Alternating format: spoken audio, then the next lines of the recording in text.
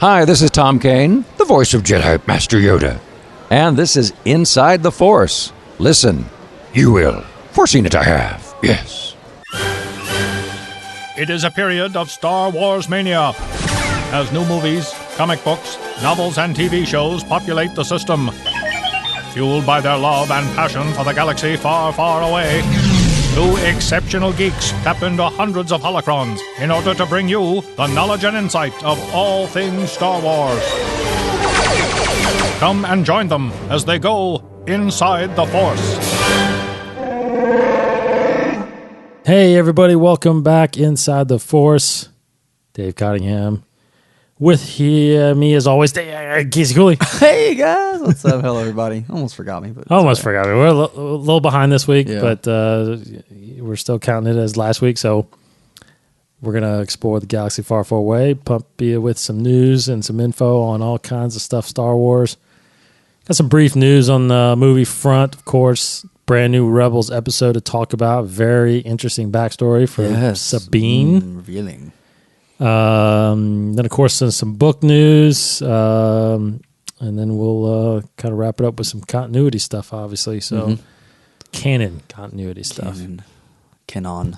All right, so let's just dive right in here. First, I just want to mention, just off the top here, actually, we got a couple of topics to talk about too, but right off the top, sometime this week, it looks like Force Awakens will go over the $2 billion mark. Worldwide. Yes. Yeah.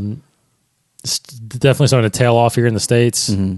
I think it did maybe 11 million this past weekend, I think only. Kung Fu Panda beat it.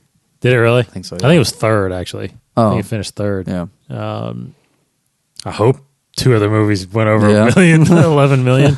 But it wasn't that huge of a drop off. I think it was only like 20% from the previous weekend. But it looks like it's pretty much done in the States. I mean, it won't get to 900. It looks like, or actually, it may get to 900, maybe. Actually, it probably will get to 900. I think it's at 895. That's pretty close, I think. If not, so it won't get to a billion, obviously. Yeah, here, but nonetheless, it's still out there. It's in half the screens, but you can probably definitely see it. Oh yeah. All right, so other than that, what we got news-wise here? News-wise, a little quiet, a little bit. Episode 8 is is slowly ramping up production. I mean, we were just talking, pretty sure, we even reported here where, they've been shooting for a little bit, I guess, some B-roll exteriors and stuff like that, I suppose, like second unit stuff, maybe, I don't know. But it seems like they might be getting close to really doing their principal photography with the main cast and crew. There was I guess there was a tweet or somewhere posted. There was a post of about how the script is nearly finished, and it was a picture of Pinewood Studios. So pretty close to getting started shooting for episode 8. Looking pretty good. Other than that, though, Rogue One is also slowly getting more and more publicity.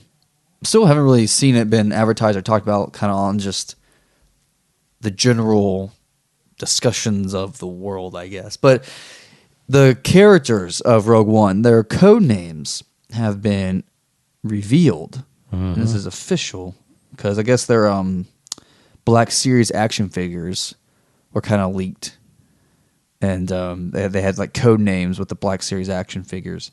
So here's kind of like their code names, I suppose. I mean, it's not like there's nothing spoilerish. I mean, you can kind of read into a little bit of these characters, maybe, but nothing spoilerish at all. Absolutely.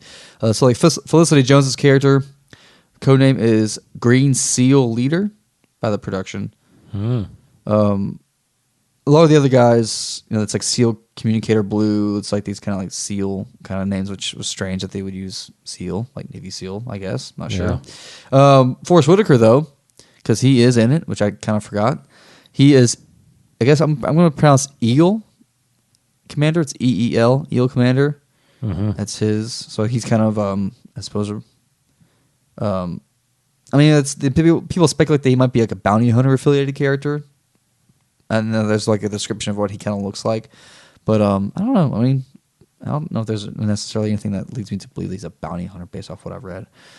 Alan Tudyk, who is a actor. He's been in tons of movies. He was the robot in iRobot. He was Pete the Pirate and Dodgeball. He's been in a lot of serious and funny stuff. He's in this? He's in this. And he plays a droid, actually. So he's kind of doing more, because he's done a lot of that kind of animation motion capture kind of stuff. His codename is Seal Droid. And the bad guys have codenames related to sharks. So, yeah. Eel Commander, yeah, that's right. So they're using apparently these animal names for their code names. If that gives you any clue to what the movie's about, then speculate away. But it's kind of cool, I suppose. Little code names. But yeah, and that's really all. That's really going on. The Han Solo film has kind of slowed down after that big news of the short list of actors. Some of the actors who are on that short list have come out to kind of talk about how excited they are or whatever to be considered. I don't think they know yet whether or not they're been hired or not. I don't think they've decided that yet, but it's all slowing down right now, but it'll soon pick back up because we're getting a Star Wars movie this year, and we're gonna, I'm sure around Celebration Europe, we'll get a lot, of course, but right now it's pretty slow. Right. And then the other kind of big news that came out was that about Vader. Right. Yeah, the Rogue One, some more Rogue One stuff. Back on the episode 8 thing, I think the only thing that they actually shot, which seemed like was maybe what they shot for episode 7 was Luke and Luke and Rey. Michael Skellig, like that island. Yes. Yeah. So it might have been for 7, then maybe what is going to be an 8, possibly. But then again, it is hard to think that because JJ directed that part. Did Ryan come in and start doing? He was on set sometimes, so maybe not. So anyway, I definitely think that. I do think they did some episode 8 already, but anyway, but the Vader stuff. So I guess the big thing news is now Vader apparently has a much bigger role in Rogue One than many anticipated or many even thought, which is great in my estimate. Yeah, I think it's necessary. It could be. It works. But the only thing is too is for one, I'm wondering who's in the suit. Yeah, because the last person to wear it was Hayden, right? Which I thought was pretty cool that he wore the suit. He's got the training. Would you consider it? He's still a giant, and it would be cool. I guess it's not terribly necessary that he's in the suit, but it would be really cool for me if he was still in the suit. You have to get James Earl Jones, of course, but so we won't hear his voice at all. You don't see his face unless he takes the mask off. He's in his little like chamber thing. Yeah. That'd be kind of cool. But why? But maybe that is the rumors that we've been hearing about him. About Hayden being in 8. Yeah, maybe it's not 8. Maybe it's Rogue One. Yeah, both. It could be both, but yeah, could be both. He can do it. He's got time. He can do both. This is only obviously Rogue One would be about 18 years or so, 19 years. So he would still resemble it. Obviously, yeah. It'll be like 11 years, 10 years since the movie's been made, so about 8 years young. Well, yeah, he's about the same age because he always played a little younger. Yeah, than what Anakin was. I think it could work. So how old is he? How old was he when? So Anakin. Now, how old is Anakin? Anakin, I'm never sure when he turns to Vader. So if he's was he 8? He's 10. 10? Are we saying 10? No, I thought we saw 8 or 9. Yeah, I think he was 8. And so 18, and 18, then 21, 3, 21, and then 40, and then 18 to, and then 19 years on top of 21, so 40. 40 when episode 4 came out.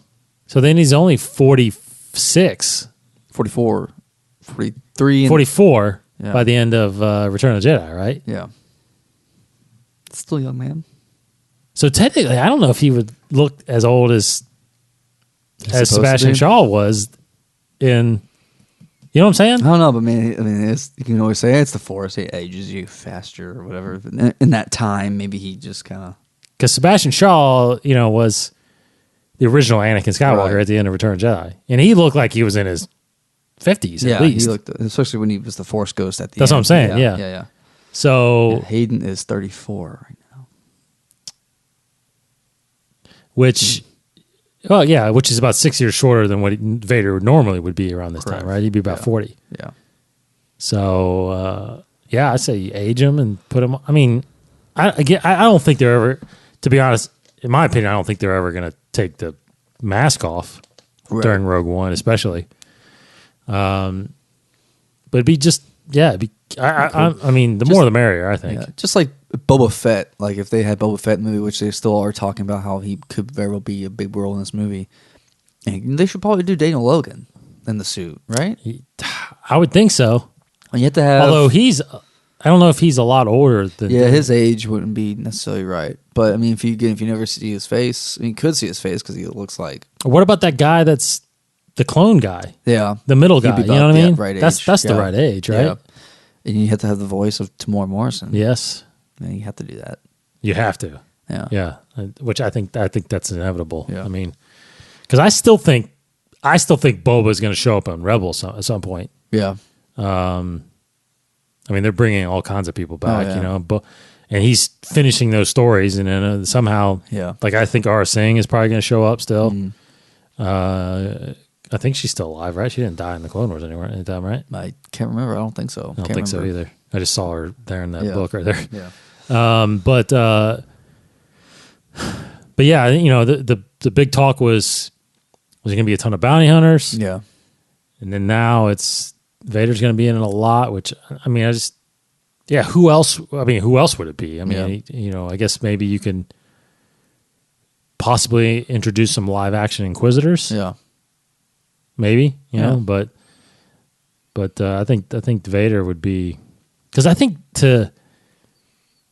we never seen Vader like just fight. Yeah, in the movies at least, we have not. That's what I mean. We're starting to see it now in comics and Rebels, but we did not get a glimpse of that in the movies.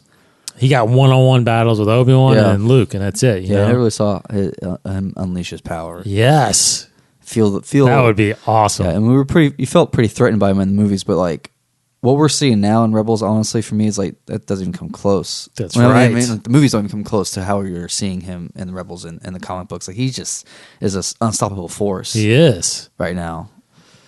Yeah, nobody can. I mean, just takes on squadrons of people. I mean, yeah, especially just as a fighter, a pilot. You know, it's like taking out squadrons. And we read the Vader down, took out two squadrons out. So, that would be that's ridiculous. If we could see something like that, that would be awesome. Yes, and that would make episode 4 even more, that much more like impactful. I guess like as soon as you see Vader, it's like, oh my gosh, what's he gonna do? Yes, like we've seen. Like he should have been the first through the door. Yeah, because he could have wiped these guys out. Yeah, push everybody. Yeah, I don't know. I don't know if Lucas. It's hard to say. I think Lucas had a vision of Darth Vader, obviously, but did he truly maybe know what he was capable of? You know what I mean? Like, I don't know.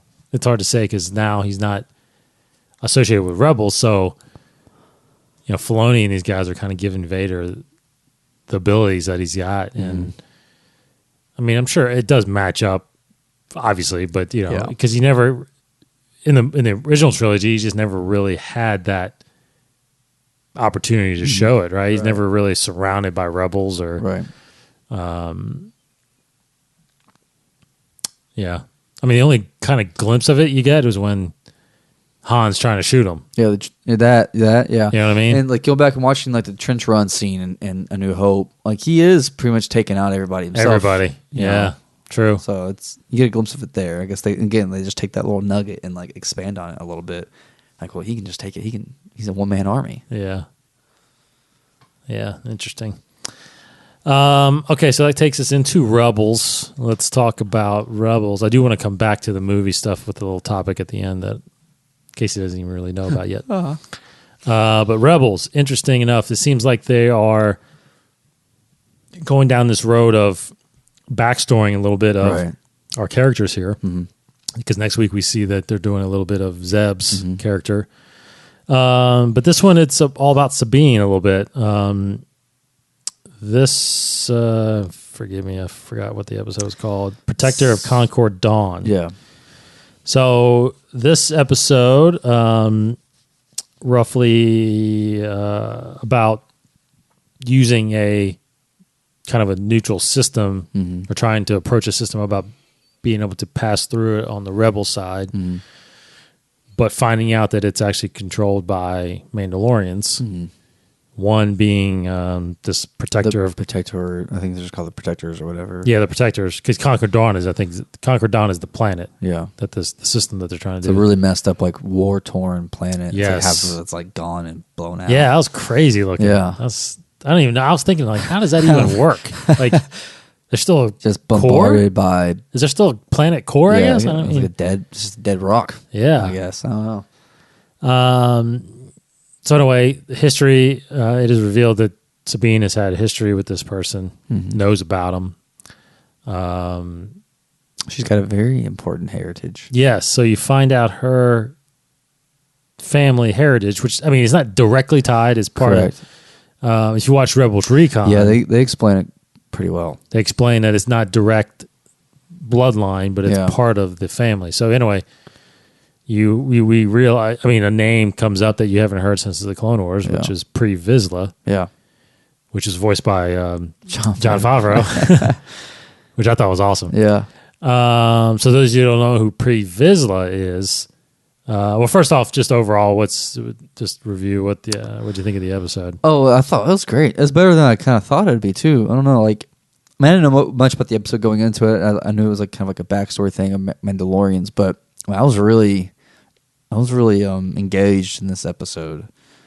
I mean, the Mandalorians are always cool, but like kind of seeing Sabine really take, it's Sabine and Kanan by themselves. You know, seen them two by themselves before, so this is a great episode of that. And again, yeah, that whole twist of Sabine, the reveal of Sabine as a Vizsla, part of the Vizsla clan, that really, that was a really cool little reveal backstory for her. Made her, more important, I guess, to the whole mythology. But also, I mean, I love Kanan. He's like really, I feel like he's getting more awesome. I feel like every episode like this, Yeah. he's like really kind of doing more cool Jedi things. Where in the beginning of the show, he more of a smuggler than anything. Now he's like more Jedi than anything, and that's just an interesting transition that he's been having to make. But it's a good episode. I really quite enjoyed it. Yeah, I am getting to about the Kanan too. I'm getting to the point where I'm wondering, why does he keep taking his lightsaber apart? I actually never caught that until this episode. Oh, really? Yeah, I never quite. I'm just Yeah, he still does the two Yeah. pieces, like he's hiding it still. yeah, But I'm like, man, they know you're out there. Just yeah, put it on. Just yeah, carry it. Because Ezra's carrying, I guess, what looks like a gun. yeah. Well, and also the guy that the protector guy, Fenrau, he's in the comic, isn't he? Because he's in that. Is he in the mall one? No, he's in the Kanan comic. Oh, is he really? What we just kind of read, where Kanan with a Balaba, they were like stranded on that planet, and they were like surrounded by all the battle droids, and these guys came. Oh, in, like, I haven't read there yet. Yeah. I haven't read that far yet. and it's I'm pretty sure It's I have, him? to, I have to read it again, but I think that was Fenrir. I think that's what he's referencing. I have to make sure and read it again, but Wow. I'm pretty sure that when you get there, I'll bring it up here too Yeah. in a second. But I don't know if you really see his face much, but I think they reference him. But do you remember what? Is it this it issue? had to have been around there. Yeah, I can try to sift through it if you need me to. Anyway, but because this is They're like on top of like this like rock thing. It's like this pillar almost, and this battle droids are climbing up it, and they're this is where they get ambushed. This is where I was. I don't. Yeah. I think this is issue. I think this is issue 8, but oh yeah, it might be and that's and then the latest one. No, that was 8. 9 is Maybe it was an earlier one then. 9 and 10. Maybe. Okay, so anyway, Yeah. that's interesting. You have to look into that. But yeah, so I think, well, she said the Ren clan, which is part of House Vizsla, is Yeah. what it was. So pre-Vizsla, think about, if you don't know about pre-Vizsla, he shows up in a couple seasons of the Clone Wars. Mm-hmm. I think I looked it up. Season 2 is when he first appears. There's a 3-episode arc about the whole planet Mandalorian, and the difference between Mandalorians and actually what the group that he is actually leading, which is called Death Watch. And Death Watch is kind of those radical Mandalorians, right? So that's why you find out, because there's all this, which is technically not canon, I guess, right now. But you find out there's a history of the Mandalorians, where there's a Mandalorian War. Right. They're always kind of fighting against each other. Very similar to Sith almost, but they're not really in it for control. They're just kind of trying to run the planet differently. But Pre-Vizsla was a big part of that. And in that arc, I think, which was really cool, is that's where you learn about Obi-Wan having a history with Duchess Satine. Yep. Who was kind of running Mandalore at the time. But anyway, then later on, there's I think in season 4, Vizsla comes back. I think in 5, he actually has a run-in with Maul. Oh yeah, they get big. They get together, right? For a little bit. Then he kills him. Correct. Yeah. So, and that's when Maul takes over. Yeah, with this cool dark saber he's got. Yes, and he has. That's what he kind of has. Black Sun and and the Mandalorians kind of with Death Watch. Yeah, which is just a great story arc. Because it's funny. I mean, not funny, but it was cool in this where she reveals that she's part of Vizsla, and they the Mandalorians or the protectors are instantly traitor. They call her traitor, and they're want to kill her because she just revealed she's part of Vizsla. Yes. So that still resonates. Yes. In because culture. they're Mandalorians. They're not Death Watch. Correct. Yeah. But yeah, it was great. I thought it was a good episode for her. It's good.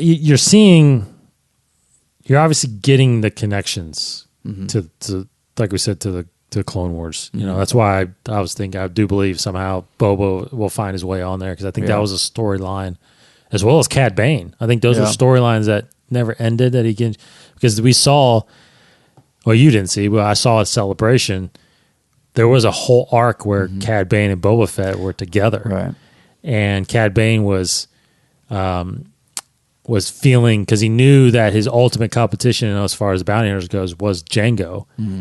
And he wanted to see where Boba was, so they planned on doing a heist together, a bounty together, which was great. There was some great previous stuff that they showed for that, and they'd recorded a bunch of the lines already, but obviously we didn't get those episodes. So I think that they'll show up again somehow, some way. If you saw in the trailer, we're getting the connection of Hera. Hera's father was in an episode of the Clone Wars, right? And Cham, and he will come back. They showed it. He comes back in this series. Zeb, I don't know. We've never seen his species before, so I don't know if that'll have a somewhat connection. But his episode is coming this next week. And of course, Kanan, there's that connection there already. He was there during Order 66. You saw, there's a live action version of his master. She's in episode, I think she's in episode 3, right? She's on the council in episode 3 or episode 2. I'm sorry. Yeah. 2 or 3, one of the two. But interesting about her backstory, if we talk a little bit about the comics, did you read that? You get her backstory about what happened to her. Well, she's kind of disgraced in a way. Was it how would you explain? She's disgracing herself. Basically, she what happened? Didn't say her name again. I think it's Deepa Balaba. Kanan says it in this episode. Yeah, he does. So it has a accent with it, but it's Deepa Balaba basically. But anyway, she's running a mission and gets attacked by Grievous. And basically wipes out, like she says, 95% of her force. And she gets put in a coma. When she recovers and gets out of the coma, she's just basically, overwhelmed with loss and with regret that she failed, and all these clones, people died under her command, and even the Jedis are kind of questioning her mental state. Yeah, and the Padawans are like, you really want her? Does it matter? You know what I mean? Like, she just got her whole battalion killed. So very interesting backstory. And then what's cool about the comic, we'll talk about it more once you really catch up to it. But there's a good part of that where Kanan decides how he decides to be part of her, be a Padawan under her, and still go on missions with her, trusting her and all that stuff. So, but yeah, it's a good backstory with them in that episode. So, let's see. But other than that, yeah, I mean, I think we haven't even gotten close to what we've seen in the trailer. Yeah. You know what I mean? Yeah. I'm wondering when. I'm hoping that's just not the last like 2 episodes, because yeah, could be. it could be. It's kind of like how they were, I guess, with the Darth Maul stuff at the end of Clone Wars. That's true. He didn't show up. He didn't show up till like, there was a big, big hype with him, and then he wasn't in. Yeah. Okay, so let's see. Next, so that's Rebels, but interesting on the we just saw on the book side. This is actually just released on StarWars.com just recently, but a new character encyclopedia is coming, updated and expanded with, of course, all the characters from The Force Awakens. Yeah. Done by Pablo Hidalgo, so available for pre-order now. Let me see when it's available. It says it's going to be available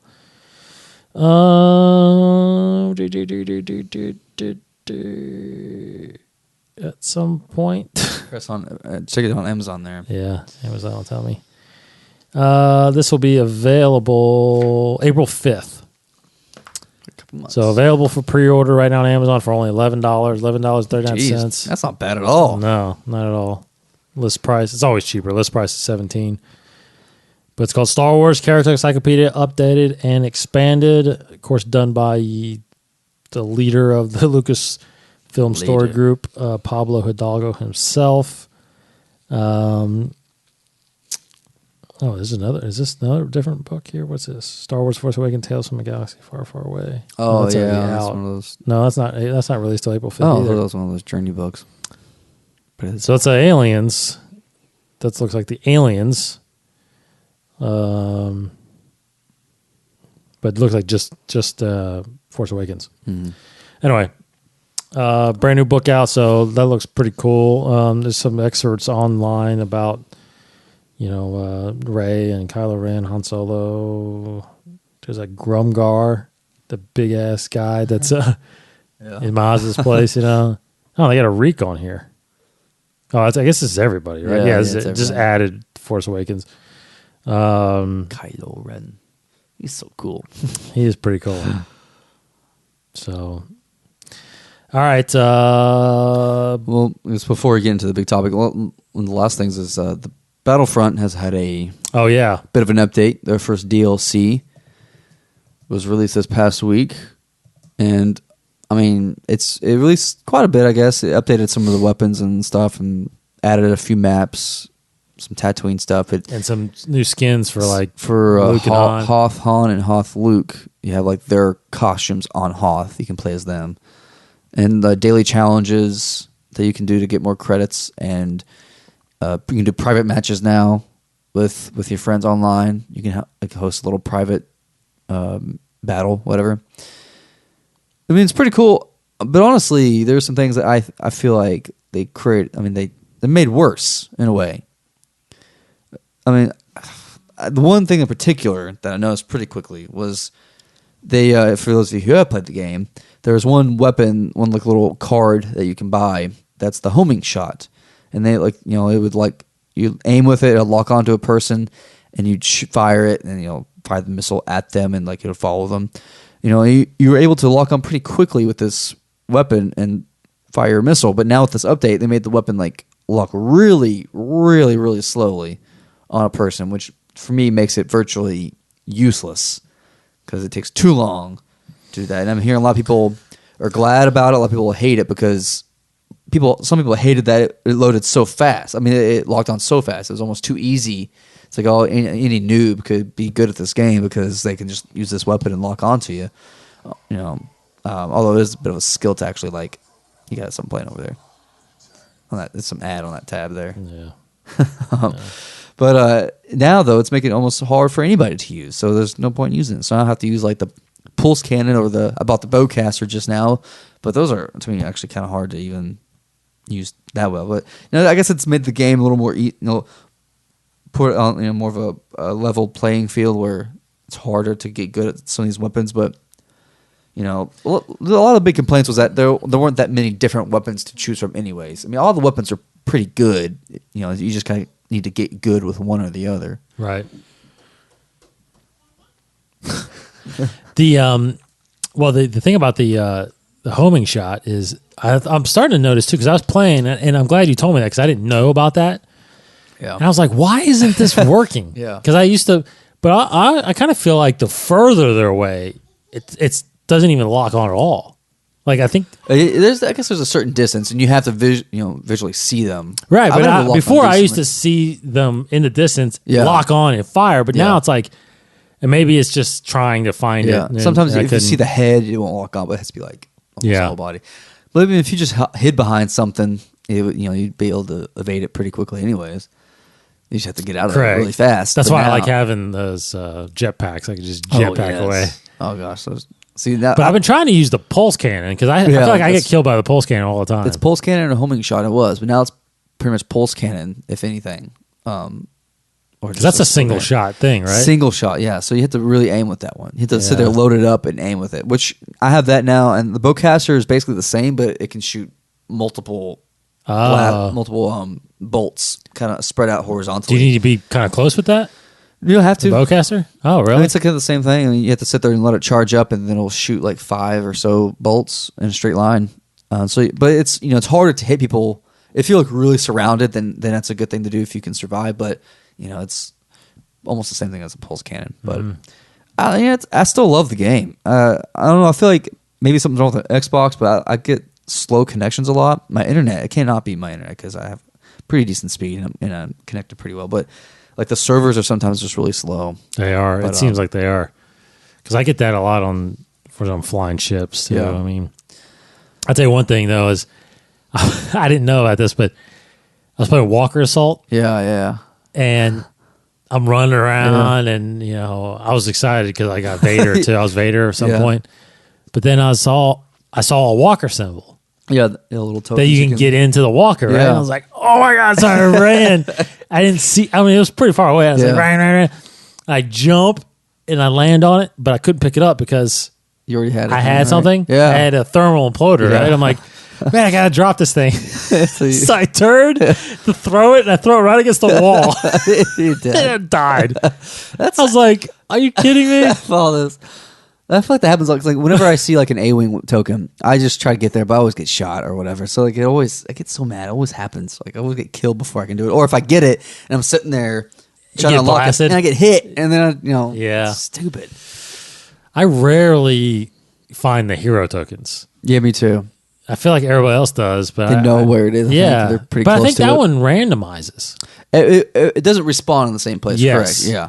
But I think people just respawn close to it and they see it and run to Yeah. it. Like I've seen the hero ship token a couple times flying in the ships. See, but someone always takes it. Is it in the sky? It's in I've always seen it low on the ground. Okay, yeah, because so it's not okay. It's just like a normal token, but it's got that hero symbol. Yes, and I've never been the Falcon or You're Slave near One. invincible when you get one of those ships.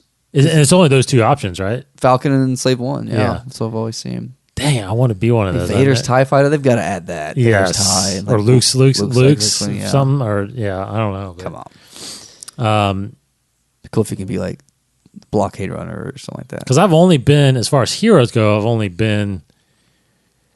don't think I've ever picked Leia. I've always either been Luke or Han. I like Leia now because I do those heroes versus villains level, and she's powerful. She's pretty good, yeah. And she can heal herself too. So if you just stay back behind, shoot from far distance, and use your shield, and then Palpatine can heal himself, right? Yeah, Palpatine can as well. Yeah, but I can't do very well with Palpatine. I can't either. Or like Vader's very powerful, but you kind of need to get in a rhythm of like just because you hit somebody, even if you're Luke. You get hit by Vader, it just knocks you back a bit, and you can never like get the upper hand because he just keeps baseball batting it on you. But pretty good game. I love it. Yeah, I love it. So anyway, Fen Rao, which you were talking about, Yeah. yes, he is in issue 10, Okay. which I haven't got to yet. Okay. So you've caught up then. That's the latest issue. Okay. Yeah. So it's in Kanan number 10, First Blood Part 4. So I've got to get there, but yeah, okay, that's why I haven't read it. But yeah, he's in it. That must be what they're talking about. What you were talking about. It's cool. Connecting. Well, it looks like he's actually in. Is it in Clone Wars? He's in Clone Wars too. The name always sounded familiar. And I noticed too, like just the way he was animated, his face seemed more detailed than like your typical Rebels bad guy. I thought. I don't know. Maybe it's just me, but I thought he had a very. This is the canon side, right? Yeah, canon. Yeah. So it says. Well, actually, no. It says appearances. He's not in it. It says what he apparently done, but maybe that's in a book or something. Maybe. But he's not in appearances. He's not. Anyway. All right. So last thing I want to kind of talk about before we talk about something in the book, I wanted to bring up this other rumor that I read. Actually, it's not a rumor. I'll just say, well, it was weird because we got an email from a listener. And it was weird because the heading was possible plot rumors or something like that for episode 8. Mm-hmm. And, I'm okay with rumors, whatever, hearing rumors or whatever. So I read most of them, and it was kind of an outline of what they think is what's going to happen in episode 8, right? Which is, to me, anybody can kind of guess this, but so, kind of plot devices in episode 8. Anyway, one of them was, one I read was, okay, Rey is blank. Yeah. Which is who we talked about. Okay. But then the other one was who Snoke is. Okay. This new rumor. And I was going to make this part of our news piece, but we're going to bypass that because we're a little late on this show. But anyway, so I wanted to talk to you about what do you think about this rumor that Snoke is Palpatine? Like the original or like a clone of Palpatine? It didn't say. It just said Palpatine. Snoke is Emperor Palpatine. A while back, I've heard people just guessing, ask me about or reading about, like, what if he's a clone of Palpatine, that kind of thing. Which is an expanded universe storyline. Yes, that is. I mean, to me, it's kind of like how I thought of when I first heard there was a big new super weapon that can destroy star systems. I was like, really? Like they're going to kind of do the same thing, but make it bigger and better, I guess. So hearing that, I mean, I'm thinking like, how would they do this again? Why would they do Palpatine again? I mean, I guess to connect it all to the other movies, sure. But no, I mean, I cannot get behind that. That'd be very surprising, very interesting. I would be very interested to hear the story and how, like, what's he been doing, right? But I don't think I can get behind that. Yeah, I don't buy it either. For one, what I am starting to believe, which I don't know if I really even thought about it, but I am starting to think that Snoke is a human. Yeah, just kind of, you know what I mean, messed up with the dark side. Yeah, looked very humanoid. Well, see, I don't know why they would make him motion capture then. Well, that I don't. I mean, I don't know. I don't think that's hard to. It's hard to do the face half scars. his face gone and all that stuff, and just you kind of, when you get a guy like Andy Serkis, I mean, that's what he's best at, right? Yeah. He's the best at motion capture and still doing the performance. Yeah, He's kind of overlay his face, right? So because basically when we saw that video about the visualizations, the visual effects, of the Force Awakens, how they showed. Oh, you know what? I don't think you saw this. Is it the 50-minute one, the really long one? So we watched the short one. Yes, no, the before and after. I'm talking about something else. So there's a guy I work with. Mm-hmm. He's a producer, and he worked in LA for a lot of years, and he's part of a Visual Effects Academy or something like that, a group. So there's an awards ceremony for just visual effects. Okay. I can't remember what it's called, but it's like the visual arts thing award. Yeah. Well, he gets screeners of those. And that's what he was showing me. He said, "Hey, you want to see some what Force Awakens put in as their to try to win this award?" And it's cool because they have like, it's not like the Oscars where it's like best visual effects, right? Yeah. Every movie. It's cool. They have a category that says best visual effects. Then they actually have a category for best supporting visual effects. Oh my god. Because it's For the characters? no. It's for movies that only have like 4 or 5 effect shots. Okay. So it's not a full-fledged of Force Awakens because you can't compete against something like that, right? Yeah. So it's just these movies that just have maybe one scene that's visual effects, Yeah. and you enter in that one scene, and so you only have those movies that have limited visual effects, right? So it's pretty cool how they very break it down. Yeah. So anyway, this one has, so they showed what the Force Awakens submitted, and it's like a 5-minute video of before and after. So I watched it, and that's what I saw. So that's what made me think of He's a Human again, because what they showed was they showed Andy Serkis Yeah. acting, and they took his face, and they put Snoke over top of it, Okay. and then they brought it in, Like shrunk it. shrunk Sunk in the cheeks. shrunk the cheeks, Yeah. added the scar, and I'm like, oh my God, he's human. Yeah. He looks human then. Yeah. If you do it that way. Yeah. Huh. It wasn't an alien that they just created. It was somebody that looked scarred or looked, just withered away. Interesting. So I don't know. I'm starting to think that he's not, and again, does that rule out that he's Plagueis or not? Probably not, because Plagueis doesn't have a canon species yet, right? So Plagueis could be human. I mean, what if he's like, it seems like he's been around for a long time. Like, I got the idea that he's been around for a while. I don't know. But like, what if he was with Luke, with part of the Academy? I don't know. That's very Could true. have been with Lor Santeca. But he does look old. He does look older. Yeah, he doesn't pretty look, is that, like you said, though, could it be a Bad Batch clone of Palpatine and his spirit got into this, you know what I mean? So, I mean, that's possible, I guess. I just don't want, that's what I don't want. I don't want there to be this reveal that I may not look like Palpatine, but I'm Palpatine. The soul isn't, you know what I mean? Yeah. Like, I don't want that's you're copping out, I think, a little bit. Yeah, a little bit. You know what I mean? I think, either Plagueis would be really cool, because mostly that's just cool because of the connection. Right. That's really all. I feel like you would do it just because of connection. Because at this point, it could be some completely new character. That's all it is. Like, I don't see what other benefit they can have by connecting it to somebody else besides just that wow effect. Like, oh wow, it's this person from way in the past. Like, unless he's had some big hand and like behind the scenes hand in the previous movies somehow. Like, he caused something to happen. I don't know. But like, so it seems like he most likely, honestly, he might just be a new guy. Just maybe a guy that's been on Moribond, some Sith religious nut that was on Moribond this whole time, whatever. Yeah. Just kind of hanging out, and then finally came out of the shadows. I don't know.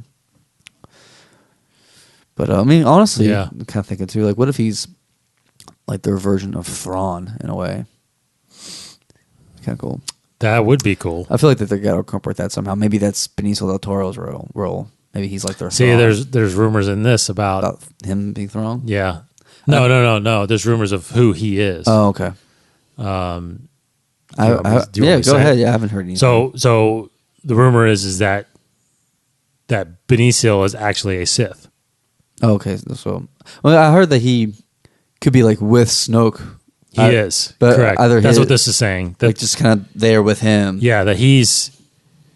Which, when I read it though, I was like, so I guess they would be kind of dismissing the rule of two then, I guess, right? Are they thinking that, okay, that didn't work, let's do something else? I mean, like, are the Knights of Ren still around? Like, what are See, the other Knights doing? Well, they talk about the Knights being show up a lot in episode 8. Apparently, maybe they're all just hanging out and wherever. Yeah, Snoke why is. didn't we see him in this at all? I don't know. Yeah. But apparently there's a rumor that in this that the guys that that's what happens is Kylo goes back kind of there's some time, obviously months or something, so he heals back up, and then Snoke sends him and the Knights of Ren out to try to get revenge, try to find the Resistance or whatever, fight the Resistance. So and then but Benicio sounds like he's like, they're saying he's a Sith, that he's kind of like advising Snoke, who I think ultimately is going to end up being a Sith. Yeah. Or trying to be a Sith. Who, Snoke? Yes. See, I got the feeling that they are Sith. Yeah, I do too. And Ren is trying to be a Sith. Yeah. Like, I get the feeling that Snoke may be kind of on the back burner again in this movie, and Benicio will take the position of like, this is the main. You think Benicio's the? Well, I think he's basically, like you said, like assisting, advising Snoke, but I think he's kind of the main bad guy in a sense, and Snoke is still on the back burner until the third movie. Like, I think in this one, Benicio will die, he'll be defeated, and then the third movie, Snoke will finally come out and like start doing stuff. Yeah, it's a little weird that Benicio's getting introduced now, and that character. I think he'll be a one-off character. Yeah, I just don't know. Yeah, I just don't know. And then the one thing that it did mention that I'm not really buying either, that I kind of hope doesn't happen. I mean, I think it'd be cool, but it talks about that there's a possible plot device that Luke sends Rey to Dagobah to get trained by Force Ghost Yoda, and Obi-Wan. I could see them both going to Dagobah, maybe, but that's kind of, I mean, Yoda can go anywhere. Yeah, I mean, why wouldn't they just be on the island? Yeah, they're all hanging out. Yeah. I would think that they would help train, which is fine, or be there to talk to. Yeah. I don't know if you would train them through that. I don't know. Yeah. But I just, because then when I read that, I was like, okay, so then we are just repeating several things here. Yeah. I mean, Dagobah served its purpose. Yeah. Get away from it. I just don't see that happen. I just don't see that happening. I don't see you wasting time. Yeah. Because I don't think anybody would care about that. Luke would need a good reason to get off the island and not just to go to Dagobah, I think. Well, I think he has a reason now to get off the island. Obviously, but not just like, let's just go to our first thing is we're gonna go to Dagobah. Yeah. Why not? You go to the Resistance. I don't know, but I kind of like the idea that Force Ghost Hayden Christensen's there as well to kind of totally do some things and help out, and like the whole thing with where he's like half Vader sometimes and half that would be going back and freaky. forth. In a way. That would be freaky. I don't know about all that. Yeah, but obviously we're going to be talking about these rumors for the next couple of years. So, but those are the big key points that I thought were interesting. Didn't really, it mentioned several other things, but nothing really. Just kind of possible storylines, like what Finn's going to be doing, what Poe's going to be doing. Gwendolyn Christie officially confirmed that she's got a she's got a bigger role. See, this thing didn't really mention anything about Captain Phasma. So you know right away that that's not true because it's been told that she does have a bigger role. Yeah, I don't know, but JJ's read the script and he said it was awesome. Yeah, so I'll go with him on that. But I'm sure we'll have more rumors. Yeah, it'd be interesting to hear what you guys think about it. I don't know. Episode 8 rumors. All right, I think that does it for this week. We'll be back here in a few days to knock out this next episode, but until then, we'll talk about some canon stuff here. I don't know. Do you remember what's next? For me, because we just did the arena, the pod racing arena, Mos Espa, that's right, Grand Arena. This time from the Ultimate Star Wars Encyclopedia, We're going to technology, and it is the T14 hyperdrive. Oh, yeah. So the little, I mean, actually not little, the gigantic piece of machine, I guess, or technology that we saw in episode 1 in the Queen Amidala's Naboo starfighter was the big hyperdrive that was apparently leaking, which sounds incredibly dangerous. That was leaking on the ship that they wouldn't have had to go repair and fix, and that's why they went to Tatooine to get some parts. So the T14 hyperdrive, appearances only in episode 1. We actually physically saw it. Manufacturer, it's a Nubian. Yeah, Nubian. Nubian Design Collective. Class 1.8 type hyperdrive. Now, the different classes, I wish it would. It doesn't say anything about the different classes of hyperdrive. Because I want to know more about this, honestly. And I even looked in that book that you have there that you're looking through to see if there's any more information. I didn't do that much research on it, but because I wonder if the hyperdrive got better and better. Because if there's different classes, I just imagine is it class 2, class 3, class 4? What did the Falcon have? Because Han Solo always bragged that it made 0.4 past light speed or something like that. So I wonder. I just want to see the different hyperdrives, and I imagine I would have to think the hyperdrives got smaller, or maybe they got bigger. I don't know, because they look pretty big and pretty obtrusive. That big thing in the Naboo starfighter. So not much here that we can learn from. Honestly, in this little blurb, it just says it propels starships smoothly through hyperspace, commonly used aboard ships produced by the Nubian Design Collective, such as the J-Type 327 Nubian starship. J-Type 32 Nubian. Yeah. Nubian. Nubian. Yeah, we got some of those. Yeah, Nubian. It's signed to Queen Amidala, so it just says this is what they use in the Nubian ships. Nice. So T14 hyperdrive. Right. I guess it has to have some kind of liquid component, because if it leaks, I don't understand. Yeah, that's true. Sounds very dangerous. The hyperdrive is leaking. Yeah. What? Get off there. Yeah. It's radioactive. I got a couple interesting facts here on the Absolutely Everything You Need to Know book. There's a section here of bounty hunters, which is really neat. And then the first page is real big family business, talking about Django and Boba. Huh. We were just talking about Boba Fett a little bit. A couple of interesting facts.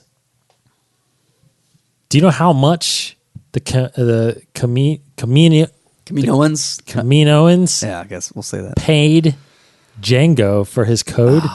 See, actually, I remember looking at that in the book, but it is like a crazy. It's insane. Like 1 million credits or something like that. Try 20 million credits. 20 million credits. That's a lot of credits. Django got. That's even for Star Wars. You think what's the inflation currency? Now, that's a lot of credits. I don't care where you're from. Yeah, 20 million credits. Real quick, other things here. You don't need to do any more bounties. I don't even know why he's even working anymore. Here's in numbers, real quick. It was an annual. Django's. How many soldiers did they produce in the first batch for the Republican Django? And that number would be 200,000 clones. 200,000. I think they mentioned that. I think maybe. What's the Prime Minister? I think mentions that.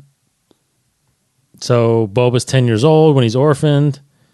70 meters. That's the maximum vertical height of Django's Z6 jetpack thrusters. Interesting. So,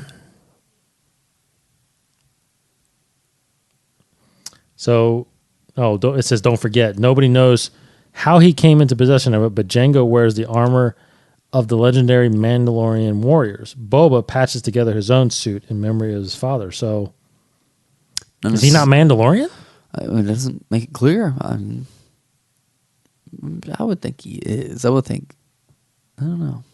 That's crazy. Maybe he's not. That would be definitely different from the expanded universe. Yeah, it says nobody knows how he came into possession, but Django wears the armor of a legendary Mandalorian warriors. So he's not Mandalorian. Yeah, it's not clear.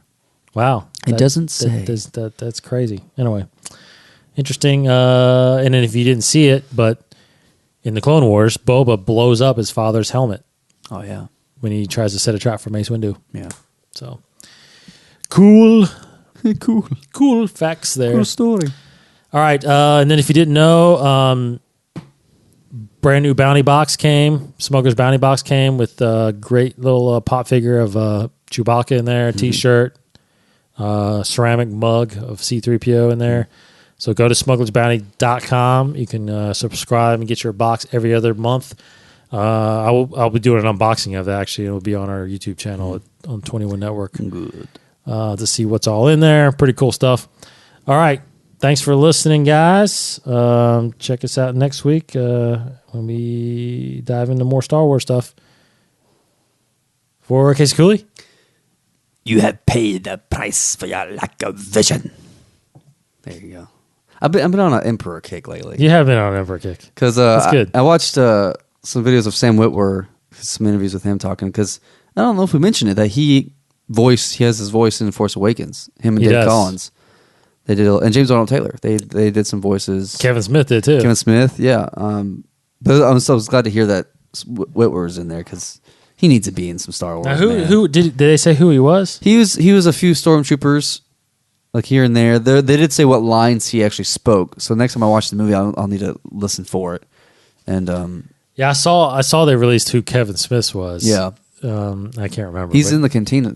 Well, he does a couple of things. I think he's a stormtrooper and maybe in the cantina. Yeah, he's outside of the. He's a stormtrooper outside of the. Yeah, he's like, here they come from the Resistance. The Resistance. Yeah. So okay. that's Kevin Smith. Anyway. I can't imagine his voice. Like I know. I want to listen. I know. I want to listen. Hey man, is Resistance coming, man? Great stuff. Yeah. All right, guys. We appreciate you listening. Of course, InsideTheForce.com. Go to YouTube.com/21 Network for all our videos, especially videos from Inside the Force. Check you guys out next week. Come back. Yay. Peace, Casey. Goodbye, everybody. I'm Dave, and may the Force be with you. This has been a production of the 21 Network. For more great podcasts, visit 21network.com. To view additional content, subscribe to our YouTube channel at youtube.com/21 Network. Follow us on Twitter at 21 Network for the latest news and updates.